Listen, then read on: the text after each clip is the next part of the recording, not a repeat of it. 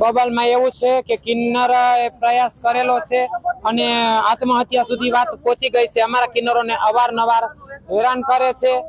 Drugs, ગાંજા અને MD ખાઈ ખાઈને અમારા કિન્નરોને હેરાન કરવામાં આવ્યા છે અને અમારા કિન્નરોને એટલા મજબૂર કરી દીધા કે આજે દવા પીવાના વાળા આવ્યા। મીરા હું છું ને મિહિર મારી સાથે રહેનારો એક વ્યક્તિ છે કે એમને કઈ ખબર નથી, અમે કોઈ દિવસ એને કોલ પણ કરેલો નથી।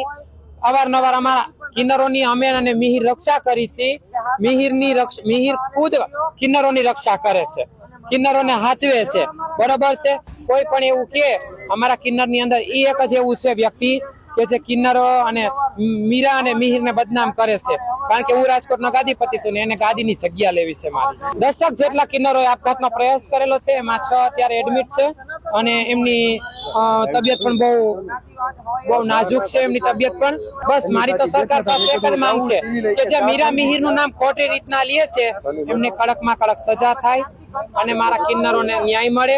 મારા કિન્નરોએ જે દવા પીધી છે જેમાંથી 3 કિન્નરો દલિત છે, 1 કિન્નર એમાંથી વાલ્મીકી છે, બરોબર છે। વાલ્મીકી સમાજ વિશે જેવું તેવું બોલીને તમે અમારાથી દૂર રહો, તમારે પીધેલા પાણીમાં અમે ગ્લાસમાં પાણી પીએ નહીં, આવા અપશબ્દ સાંભળીને મારી તોડીને આવા કરીને એમને દવા પીધેલ છે મારા કિન્નરોએ।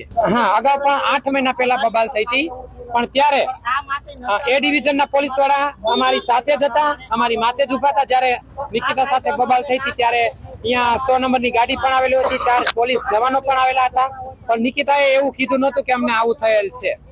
ત્યારે એને એવું કીધું હતું કે મારો વાક છે એટલે અમારા કિન્નરો અમને આવું પેલું બોલે છે, બાકી આગળ એ કઈ નથી, પાછળ એ કઈ નથી અને મીરા મિહિર નું ક્યાંય નામ છે નહીં।